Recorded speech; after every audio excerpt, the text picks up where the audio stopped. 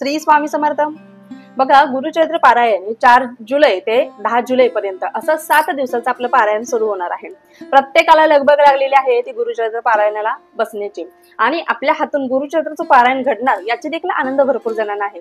परंतु असे देखील आपले भरपूर सेवेकरी आहेत त्यांना गुरुचरित्र पारायणाच्या नावाने त्याच्या नियमानेच आपल्या मनात भीती बसलेली आहे, त्याचं बर्डन आपल्या मनावरती खूप आलेलं आहे, त्यामुळे आपण पारायणाला बसत नाही।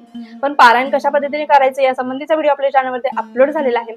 पण अजून देखील मोस्ट रिक्वेस्टेड आपला प्रश्न असा की जेवणाचे नियम काय, तर तेच आज तुमच्यासोबत मी घेऊन आलेले आहे। कोणकोणते धान्य खायचे बघा, एक धान्य खायचं आहे, एक धान्यामध्ये गहू आहे, ज्वारी आहे, म्हणजे 7 दिवस तुम्हाला चपाती तर चपातीच किंवा भाकरी तर भाकरीच, या दोन्हीपैकी एकच तुम्हाला खायचं आहे। द्विदल धान्य पूर्णपणे वर्ज्य। द्विदल धान्य म्हणजे सर्व प्रकारच्या डाळी वर्ज्य आहेत।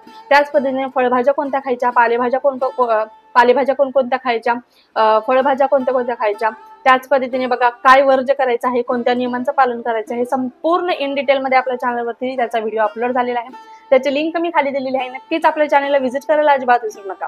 श्री स्वामी समर्थ।